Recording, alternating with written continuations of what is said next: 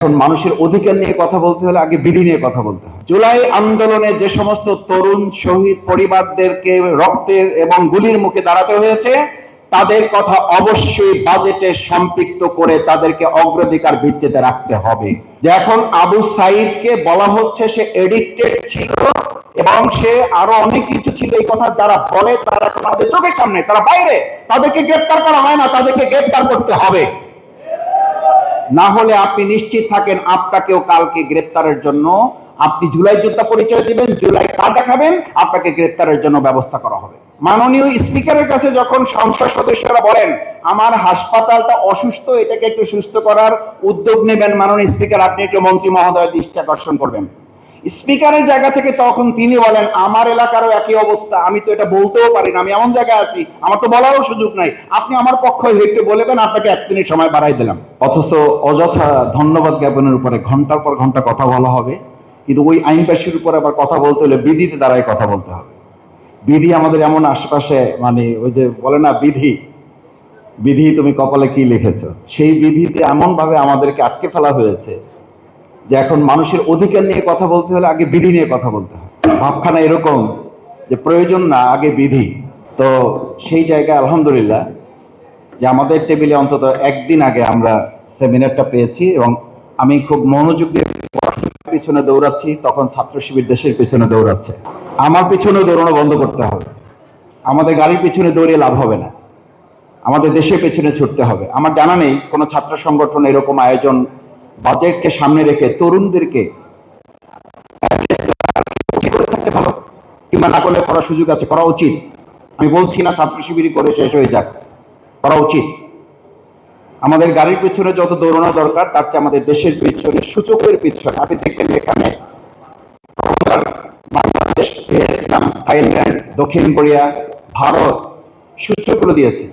আল্লাহ হাতের মানে আমি দেখার চেষ্টা করেছি ম্যাক্সিমাম সূচকগুলোতে আমরা পিছনে পড়ে আছি, কারণ আমরা তো দৌড়ের দেশে, আমরা তো দৌড় গাড়ির পিছনে। এবং এটা যে শুধু 2026-এ দৌড়ানো হচ্ছে তা না, এরকম দৌড়ে আমাদের বহু ছেলেদেরকে গাড়ির নিচে পড়ে মারাও যেতে হয়েছে। এই গাড়ির নিচে পড়ে মারা যাওয়ার কারণে জুলাইয়ে যারা গুলিতে মারা গেছে তাদেরকে আমরা এখন ভুলতে বসেছি। কেন ভুলতে বসেছি জানেন? আমি একটু প্রবন্ধকারকে সমালোচনাও করি, এই অর্থে করি যে এখন যেখানে দাঁড়িয়ে আমরা আপনারা কথা বলছি, মাথায় রাখা উচিত আমাদের বলছি না, আমাদের যে এই বহু মানুষেরাই আমাদের এখানে থাকার কথা, যেখানে থাকার কথা, এই সংসদে দেখতে পাচ্ছি তাদের নিয়ে কিন্তু এখানে তরুণরা একটু জীবন দিয়েছে। শিক্ষার্থীদের উপরে ভিত্তি করে যে আন্দোলনটা একটা পর্যায়ে গিয়েছে, এটা নিয়ে কেউ কথা বলেন, কেউ রান করেছেন, কেউ মানে 300 রান একসাথে করে ফেলে দিয়েছেন, নানান কথা রয়েছে। যত কথাই থাকুক, একটা কথা আপনারা চোখের পানি ফেলতে গাড়িতে বসে বসে স্বীকার করেছেন, আহারে এই তরুণ বাচ্চাদের রক্তের উপরে ভিত্তি করে আমরা আজ মুক্ত হতে পেরেছি। তো মুক্ত হতে পেরেছি, তাদের কথা কোথায়? আমি প্রথমেই বলতে চাই জুলাই আন্দোলনে যে সমস্ত তরুণ শহীদ পরিবারদেরকে রক্তের এবং গুলির মুখে দাঁড়াতে হয়েছে, তাদের কথা অবশ্যই বাজেটে সম্পৃক্ত করে তাদেরকে অগ্রাধিকার ভিত্তিতে রাখতে হবে। আপনি কোথায় আলোচনা করছেন? আপনি কি জানেন যে এখন আবু সাইদকে বলা হচ্ছে সে এডিক্টেড ছিল এবং সে আরো অনেক কিছু ছিল, এই কথা যারা বলে তারা আমাদের চোখের সামনে, তারা বাইরে, তাদেরকে গ্রেফতার করা হয় না, তাদেরকে গ্রেফতার করতে হবে। না হলে আপনি নিশ্চিত থাকেন আপনাকেও কালকে গ্রেফতারের জন্য, আপনি জুলাই যোদ্ধা পরিচয় দিবেন, জুলাই কার্ড দেখাবেন, আপনাকে গ্রেফতারের জন্য ব্যবস্থা করা হবে। কারণ কোন ফ্যাসিস্টই, আমি তো বরং অবাক হই যে বিগত ফ্যাসিস্ট 17 বছরে তৈরি হয়েছে, আর বর্তমান কোন নব্য ফ্যাসিস্ট তৈরি হইতে তারও সময় লাগতেছে না।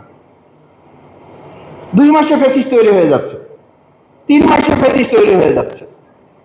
আমাদের পার্শ্ববর্তী একটা রাষ্ট্রে তারা পেয়েছে জুলাই থেকে মানে তৈরি হওয়া বালেন্দ্র সাহ, সে এসেই প্রথম প্রাইভেট স্কুলগুলো বন্ধ করে দিয়ে একটা যুগান্তকারী সিদ্ধান্ত নিয়ে বলল সরকারের, আমি মন্ত্রী, আমার সন্তানও এই সরকারি স্কুলে পড়তে হবে বাধ্য।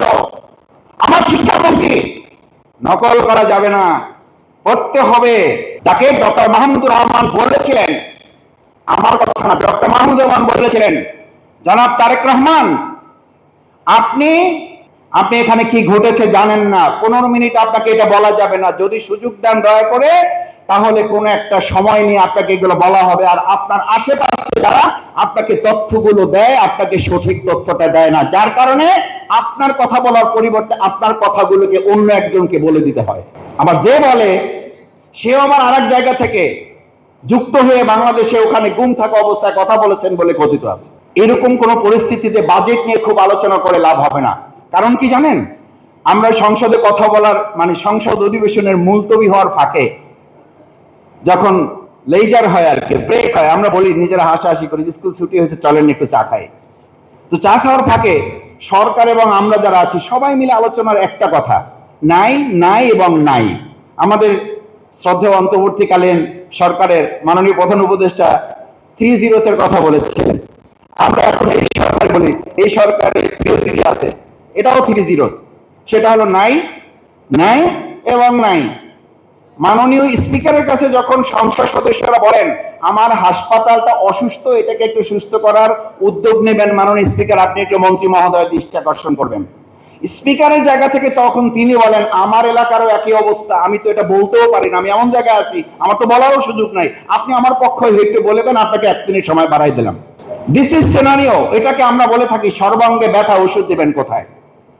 মাননীয় বিরোধী দলীয় নেতা তার সংসদীয় বক্তব্যের প্রথম অধিবেশনের কনক্লুশনে যখন বললেন দুটো জায়গায় আমাদেরকে একমত হতে হবে, শিক্ষা এবং স্বাস্থ্যে বাজেটে আমাদের অগ্রাধিকার দিতে হবে। মাননীয় প্রধানমন্ত্রীর বক্তব্য তো আমি সামনে থেকে শুনেছি, সামনাসামনি। আমি ছোট মানুষ, সৌভাগ্য যে একেবারে বলা যায় ফেস টু ফেস বসার সুযোগ আর কি, যদি এক বেঞ্চ পড়ে, কিন্তু ফেস টু ফেস বসার সুযোগ এবং কথা বলার স্কোপ আছে, মানে কথা শোনার একদম আই কন্টাক্টে কথা শোনার সুযোগ আছে।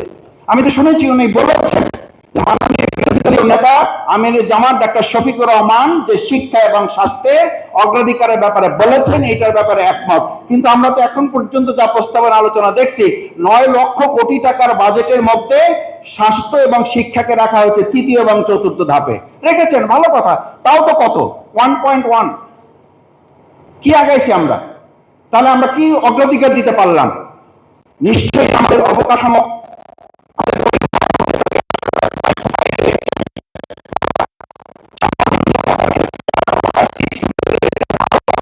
কিন্তু আমরা আমাদের শিক্ষাকে আমরা করলাম সংসদে আলোচনা করে বিরোধী দলীয় নেতা এবং আপনি সরকার দলীয় নেতা আপনারা একমত হলেন একরকম আলোচনার ভিত্তিতে যে হ্যাঁ ইয়েস এটা আমরা একমত। বিরোধী দলীয় নেতা ডাক্তার শফিকুর রহমান যে প্রসঙ্গ টেনেছেন এটার ব্যাপারে আমাদের একমত হইতে হবে যে স্বাস্থ্য এবং শিক্ষা খাতে আমাদের অগ্রাধিকার দেবে, সেটা আমরা লক্ষ্য করছি না।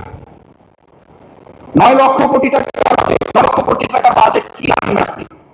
আমার তো বিগত 2009 থেকে 2024 সাল পর্যন্ত 28 লক্ষ কোটি টাকা বাইরে পড়ে আছে পাচার হয়ে। আমাদের নেতাদেরকে সেই সময়ের ফ্যাসিস্টদেরকে এখন আমরা দেশে ফিরে নিয়ে আসতে পারতেছি, জেলখানা থেকে তারা বের হয়ে যাচ্ছে এবং ভালো আওয়ামী লীগ থেকে তাদেরকে ফ্রেশ করা হচ্ছে।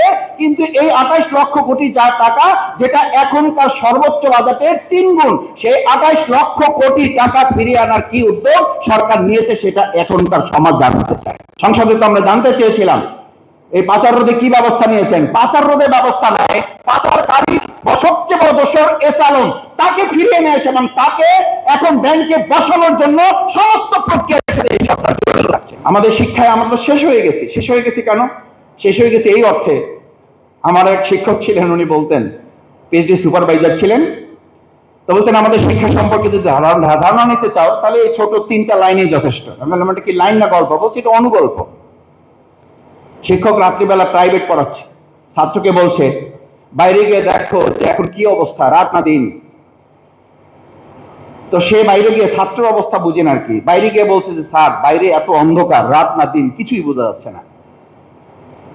শিক্ষক আবার ওই মাপের, আলোচনার জন্য বলছি, শিক্ষক আবার ওই মাপের। শিক্ষক বলতেছে বোকা নাকি, এটা হেরিকেন নিয়ে তো যাইতে পারতো তুমি,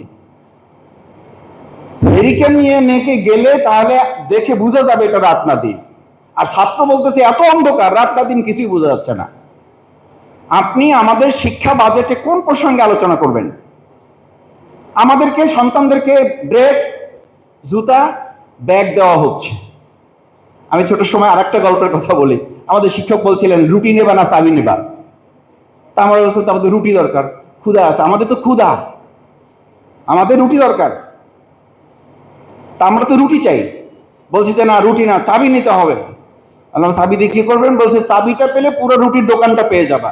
ওটা তো সময় সাপেক্ষ ব্যাপার, পরিশ্রমের ব্যাপার, চাবি নিতে হবে, তালা খুলতে হবে, পাওয়া যাবে যাবে না। আমরা বাংলাদেশের মানুষ নগদে বিশ্বাসী, নগদ যা পাওয়া হাত পেতে নাও, রুটি পেয়েছি ওইটা নিয়ে চলে গেলাম। আমাদেরকে এখন আমাদের সন্তানদেরকে, যেখানে আমি আমার উপজেলার কথা বলি, যেখানে আমার প্রায় 100 শিক্ষকের অভাব প্রাইমারি, হাই স্কুল, কলেজগুলোতে, সেখানে আমার সন্তানদেরকে শিক্ষক না দিয়ে, শিক্ষার মান না দিয়ে তাদেরকে আপনি ব্যাগ দিচ্ছেন। এই ব্যাগ, জুতা এবং তাদের ফিডিং যে মিল দেওয়া হচ্ছে, মূলত এটার মধ্যে দিয়ে দলীয় কর্মীদের কোথাও কোথাও পুনর্বাসন করা ছাড়া ব্যক্তিগতভাবে আমি মনে করি এটার কোনো মূল্যায়ন হবে না। কেন হবে না জানেন? ওই আলোচনা সংসদের সুযোগ থাকলে করব। ওখানে তো স্পিকার তাও মানে কিছু সময় দেয়, এখানে স্পিকার অলরেডি স্লিপ দিয়ে দিচ্ছে, শেষ করতে হবে। সেই জন্য আমাদের এই ফিডিং মিল, আমাদের মিড ডে মিল, আমাদের স্কুল ড্রেস, এইগুলো দরকার আছে, আমি বলছি না, কিন্তু এগুলোকে যদি আপনি বাস্তবায়ন করতে চান তাহলে আপনার তো ফার্স্ট স্টুডেন্ট। এটার জন্য কি হচ্ছে, আমি স্কুলে কিছু মানে জনপ্রতিনিধি হিসাবে না, সেবক হিসেবে যাওয়ার সুযোগ হয়েছে। গিয়ে আমি দেখলাম যে ফার্স্ট স্টুডেন্ট তাদের কি দেখানো হচ্ছে, মানে কাল্পনিক শিক্ষার্থী তৈরি করা হচ্ছে। ওই যে রুটি খাওয়ার জন্য, কলা খাওয়ার জন্য, ব্যাগ খাওয়ার জন্য এখনই শুরু হয়ে গেছে। এরপরে আপনি সেখানে কি আমাদের পক্ষ থেকে আমরা সেই জায়গায় ডিসেবিলিটি ইনক্লুশন, আমাদের প্রতিবন্ধী যাদেরকে অন্তর্ভুক্ত করার কথা, তাদেরকে আমরা করতে পারছি আমাদের শিক্ষা বাজেটে?